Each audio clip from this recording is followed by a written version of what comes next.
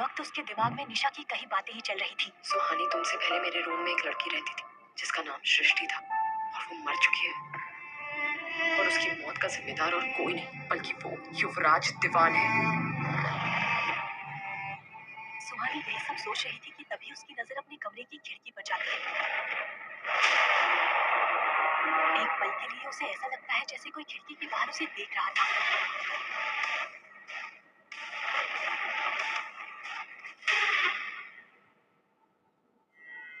तो कोई भी नहीं। रात के 3 बज रहे थे। पूरे शहर में अंधेरा और सन्नाटा छाया हुआ था। पहाड़ी पर बना सेंट थॉमस कॉलेज बहुत ही डरावना दिख रहा था।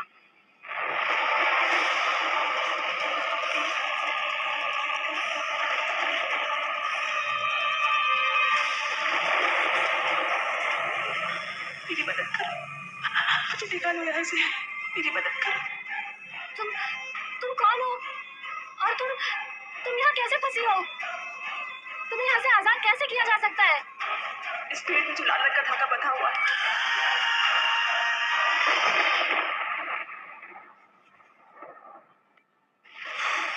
Oh God, फिर से एक सपना। लेकिन सपने में मुझे फ्रांसर क्यों दिखे? अगले दिन कॉलेज पहुंचकर सुहानी सबसे पहले कॉलेज के पीछे उसी बरगद के पेड़ के पास जाती है जहां से उसे रोज आवाजें सुनाई दे रही थी। पेड़ के पास पहुंचकर वो देखती है कि वहां पहले से ही एक लड़का खड़ा था। यहाँ पर तो आना किसी को अलाउड नहीं था। फिर ये कौन है? सॉरी सृष्टि, तुम्हारी इस हालत का जिम्मेदार मैं हूँ। ये सुनकर सुहानी चौंक जाती है। वो युवराज की आवाज को अच्छे से पहचानती थी।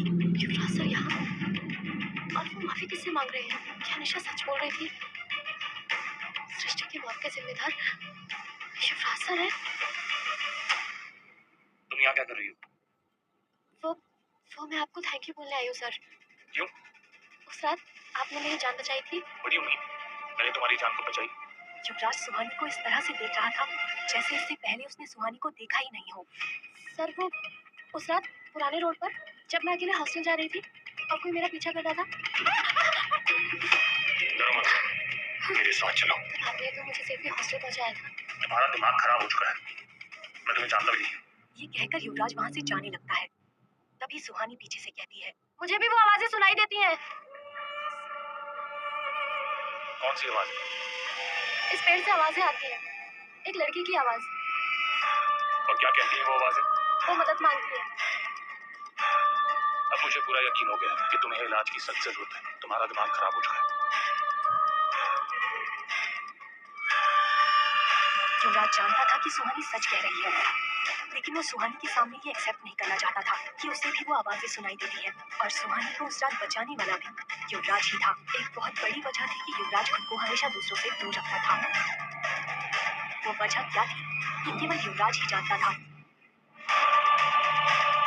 दुकानदार मुझे सपने में युवराज सर क्यों दिखे? आज भी वो उस बरगद के पेड़ के पास सृष्टि से कुछ तो कह रहे थे। कहीं ऐसा तो नहीं युवराज सर सृष्टि के बारे में कुछ ऐसा जानते हैं जिसे वो सबसे छुपा रहे हैं? शायद विवेक को कुछ पता होगा।